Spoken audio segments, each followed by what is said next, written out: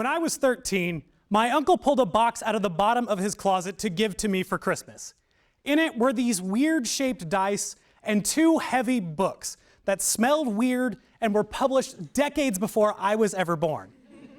They were his first edition Dungeons & Dragons rulebooks. My initial reaction was mixed.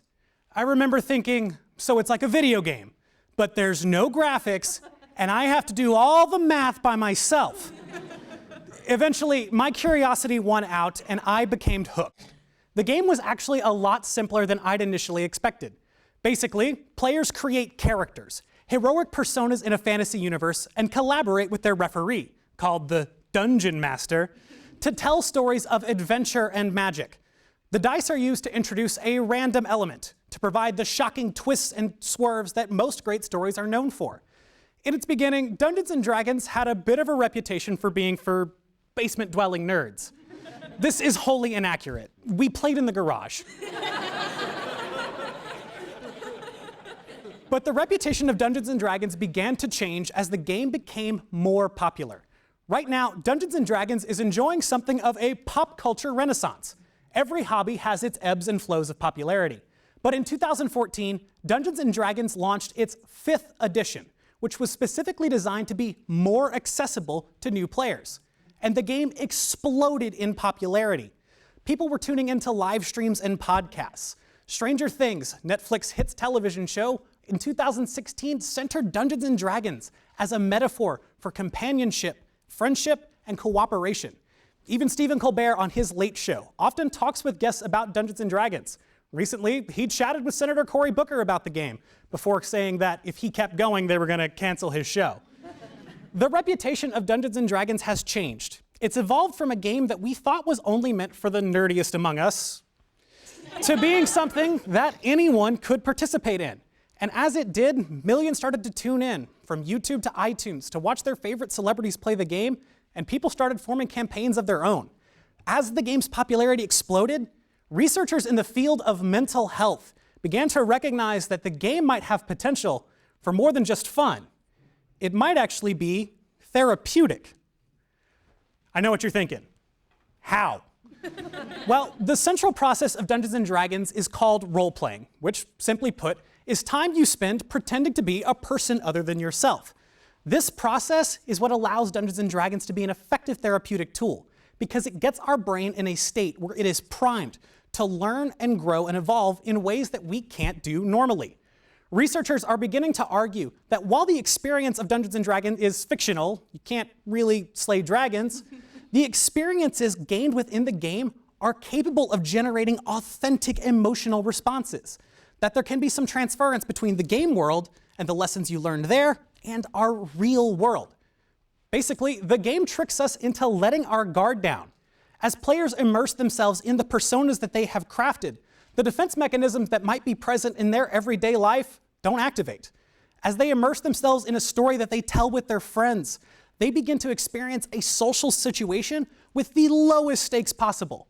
When your friends are sitting around the table pretending to be wizards and warriors, feelings that form the traditional roadblocks, like anxiety or pressure, tend to evaporate. And in their place can arise feelings of competency, confidence, and fun. These feelings, while rooted in a fictional experience, can actually transfer back into our real lives once the game has ended. While Dungeons & Dragons may simply be a game, its tool as a therapeutic tool lies in its ability to simulate worlds for us to practice ourselves and practice who we want to be, making it a very effective option. But the game also has a strength that lies in its versatility. You see, every game of Dungeons & Dragons is an interplay between the referee, the dungeon master, and the players, which means every session can be tailored to the specific needs of a group.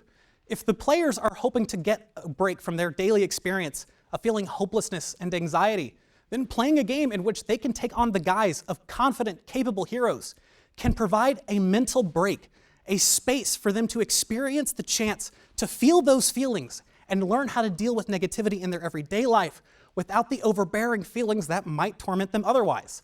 Players can also confront sensitive topics, using the game as an intermediary to develop powerful coping mechanisms without confronting subject matter directly that might otherwise trigger or reactivate trauma in the players. The game is capable of hijacking our innate inclination towards fun and imagination. And it's this that lets it teach us in ways that we aren't expecting. But this isn't just a theoretical concept. Mental health practitioners are beginning to use Dungeons & Dragons in their everyday practice. At Southeast Psych Palatine, psychologist Megan Connell is running a Dungeons & Dragons group which she has constructed from the ground up to provide young women with feelings of empowerment. She has 2 more groups on the horizon, one that she specifically designed for veterans returning from active duty, and another designed to create a social space for people lacking in social skills to practice and interact with other people. At PAC South, therapists Adam Davis and Adam Johns discussed their Wheelhouse initiative, a push for the use of other games like Dungeons & Dragons in therapy, so that therapists can form rapport with their patients more easily by channeling a medium that provides those patients with comfort and familiarity. But these techniques owe a lot to Dungeons & Dragons' newfound popularity. But even when the game was low-key, psychologists were beginning to experiment with its utility. A report in the American Psychology of Today back in 1994 demonstrated a case study in which psychologists found that people afflicted with schizoid affective disorder could actually use the game of Dungeons & Dragons to generate rehabilitated emotional responses, practicing their ability to interact with the world in a safe environment where they could feel comfortable and confident. Dungeons & Dragons, while it may seem like just a game, could actually be one of the most versatile tools in a therapist's toolbox. And that's something that we could see happening more and more in the future. For me, the idea of Dungeons & Dragons being good for more than just a fun evening is a very compelling one. As a child, I was diagnosed with Asperger's syndrome, which today is known as autistic spectrum disorder. It left me struggling to interact with people empathetically. I couldn't communicate effectively, and I was gripped by feelings of anxiety, inadequacy, and isolation. So maybe those 10 years I spent playing Dungeons & Dragons were doing more than just having fun. It might have been self-medication.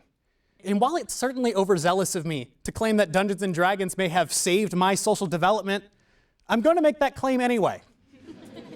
Dungeons & Dragons is proof of the true power of storytelling, the power of our imagination.